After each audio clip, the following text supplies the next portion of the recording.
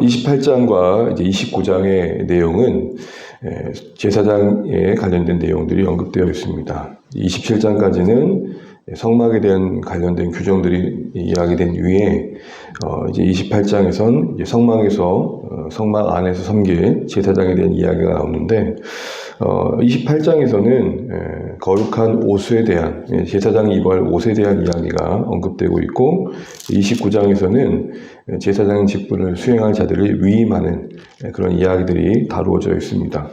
오늘 특별히 28장 1절에 보게 되면 나를 섬기는 제사장 직분이라고 말하고 있습니다. 나를 섬기는 제사장 직분. 제사장으로 세워진 이들의 가장 중요한 목적은 하나님을 섬기는 거다라는 것이죠. 너무 당연한 이야기인데 우리가 교회 안에서 주어진 여러 일들과 역할들이 하나님을 섬기는 것이다라는 것들을 잊으면 안 됩니다. 실제적으로는 우리가 하는 일들이 사람을 대하는 것이고 또 여러 모양의 일들을 수행하지만 내가 이 일을 통해 하나님을 섬긴다. 이런 마음의 자세가 되게 중요한 것이죠. 특별히 이 제사장들은 이스라엘을 대표해서 하나님을 섬긴다는 측면에서의 그 구별됨이 있었고 그 구별됨을 오늘 언급되고 있는 옷으로 표현되고 있습니다. 그래서 2절에 보시게 되면은 그 거룩한 옷을 이렇게 표현합니다. 영화롭고 아름답다. 그들에게 입혀진 그 옷이 그들을 거룩하게 구별하게 될 것이고 결국 그것은 그들 스스로가 거룩하다는 게 아니라 입혀진 그 옷에 의해 구별되어진 모습들이 드러난다는 것이죠. 이 옷의 기능은 결국 그들이 하나님의 앞에서 이스라엘 대표하여 구별된 자로 서 있다는 것이고 그 옷의 그 아름다움은 그들의 구별된 그 신분이 얼마나 존귀한지를 드러내는 겁니다. 그 존귀함.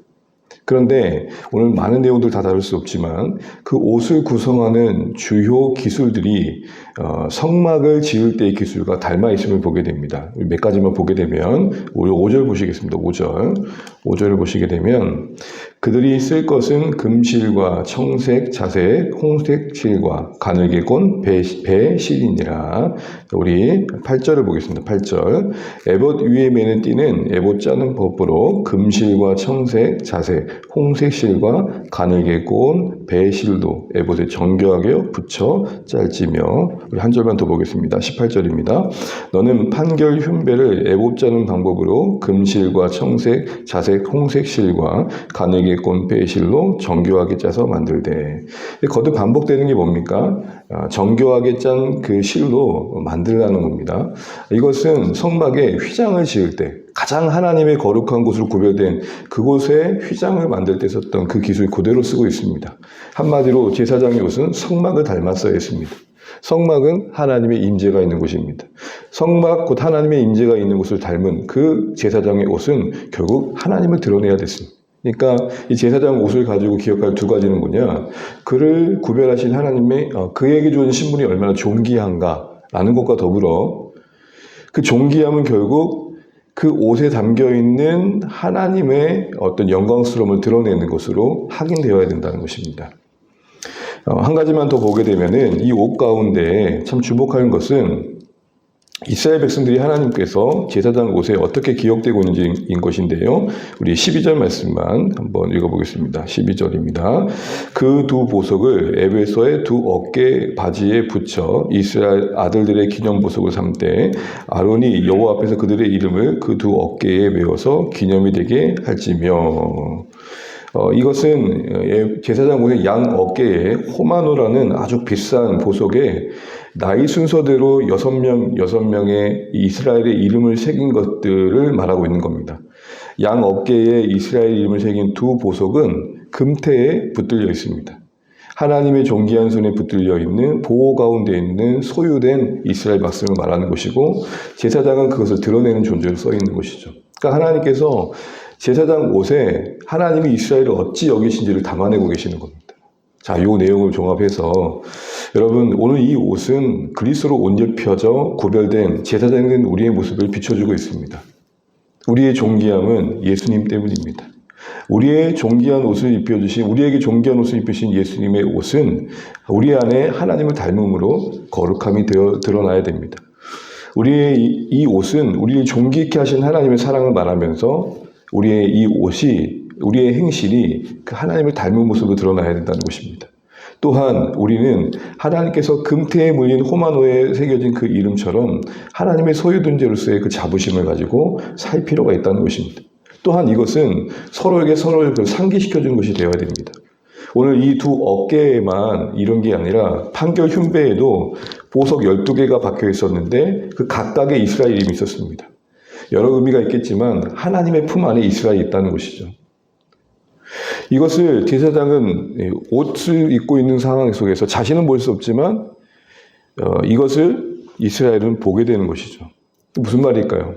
우리는 우리 스스로에게도 그런 존귀한 어떤 구별됨에 대한 감사의 마음도 있어야겠지만 나 때문에 상대방이 그 존귀함이 확인되어야 된다는 것입니다. 보세요, 성도님. 이 제사장의 이 12보석이 당신에게 비춰져서 제사장이 옷을 입히신 하나님의 그 어떤 품 안에 있는 이스라엘을 하나님의 백성됨을 보여주는 것처럼 당신이 그것을 보듯이 당신이 그렇게 그리스도 안에서 참 소중하게 되었습니다. 이거를 확인시켜주는 그런 일들이 있었어야 했다는 것입니다. 우리는 이런 제사장의 옷에 여러 존귀함의 의미와 또 하나님을 드러내야 됨과 또 하나님께서 이스라엘 어찌 여기신지에 대한 의미들을 보면서 참 하나님은 이 뭐 하나도 그냥 허투루 하시는 게 없구나 하는 생각을 해보게 됩니다. 하나하나 정말 디테일하게 그 안에 하나님의 뜻을 담아내시고 하나님의 마음을 그 안에서 비춰주고 계신 것들을 우리가 보게 됩니다. 네, 그런 마음으로 우리가 구약에 읽어가면 좋겠고요. 29장에 보게 되면 이렇게 이제 거룩한 옷이 준비되어졌고 이제 유임식이 진행됩니다.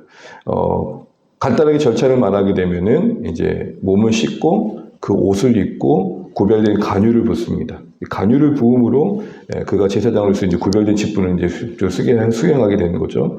그리고 제사를 드릴 때 속죄제, 번제제, 그리고 별도의 임지식을 위한 제사가 드려지게 됩니다. 그리고 나서 7일간의 아침 저녁으로 성전을 그 성막에서 예배가 계속되게 되죠. 이런 모든 것들은 간단히 말하면 제사장을 구별하면서 그들 스스로에게 주어진 직무의 어떤 책임감을 느끼고 그들 자신을 성결케 하는 시간들이었습니다. 더하여 이제 앞으로 이스라엘이 예배할 그 공간을 준비하는 시간이기도 했고요.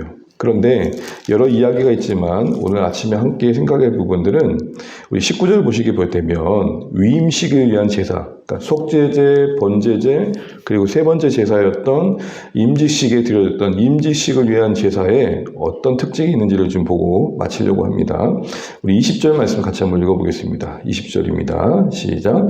너는 29장 20절 시작. 너는 그 순양을 잡고 그것의 피를 가져다가 아론의 오른쪽 깃뿌리와 그의 아들들의 오른쪽 깃뿌리에 바르고 그 오른손의 엄지와 오른팔의 엄지에 바르고 그 피를 제단 주위에 뿌리고 제단 위에 피와 간유를 가져다가 아론과 그의 옷과 그의 아들들과 그의 아들들의 옷에 뿌리라. 그와 그의 옷과 그의 아들들과 그의 아들들의 옷이 거룩하리라. 아멘. 오늘 보시게 되면 다른 제사와 다르게 이 임지식의 제사에서는 그 동물을 잡고 난 피를 어떻게 처리하냐에 있어서 아무래도 이전에도 많이 나눴던 거죠. 오른쪽 귀, 그리고 오른쪽 엄지, 오른쪽 발, 귀, 엄지, 발, 양끝 그 각 끝단에 피를 바르게 했습니다. 이의 의미가 뭘까요? 끝단이라는 것은 몸 전체를 상징하여서 그래서 몸 전체가 정결케 됐다는 의미도 있지만 제사장의 직무와 관련해서 보면 듣는 것과 손으로 행하는 것과 발로 걷는 것이 구별되어야 된다는 것입니다. 사랑하는 성도 여러분, 하나님께서 제사장 직무를 받고 있는 이들에게 이런 귀와 손과 발을 정결케 하심을 통해서 우리는 우리 자신을 다시 한번 돌아보게 됩니다. 나의 듣는 것은 어떠하며 나의 손에 의해 이루어진 사역은 어떠하며 내가 걷는 길은 어떠한가. 이게 오늘 제사장으로 구별된 자가 또 우리에게 보여주는 교훈인 것 같습니다. 이제 말씀을 마치면서 28장에 제사장 옷을 만들고 29장에 이제 제사장을 임직하는 이 모든 과정을 통해서 하나님께서는 제사장으로 부르는 우리 마들가 얼마나 존귀한지 또 그 존귀함 속에 얼마나 하나님을 드러내야 되는지 또 하나님께서 그 백성을 얼마나 소중히 여기신지를 우리가 알아야 되며 또 보여줘야 될 그 역할 속에 있다는 것들을 확인하게 됩니다. 더 나아가서 듣는 것과 행하는 것과 걷는 것, 이 모든 일체 속에 우리는 하나님께서 원하시는 것들을 담아내야 할 책임이 주어졌다는 것들을 잊지 않아야겠습니다. 존귀한 부르심만큼이다 부여된 책임, 이 두 가지를 바로 인식하는 게 신자의 삶입니다. 하나님께서 우리를 사랑하셨다는 것을 붙들고 책임지는 게 없으면, 그리고 우리의 행함에 그 하나님의 사랑에 합당한 실천이 없으면 이 사랑은 무색해질 것입니다.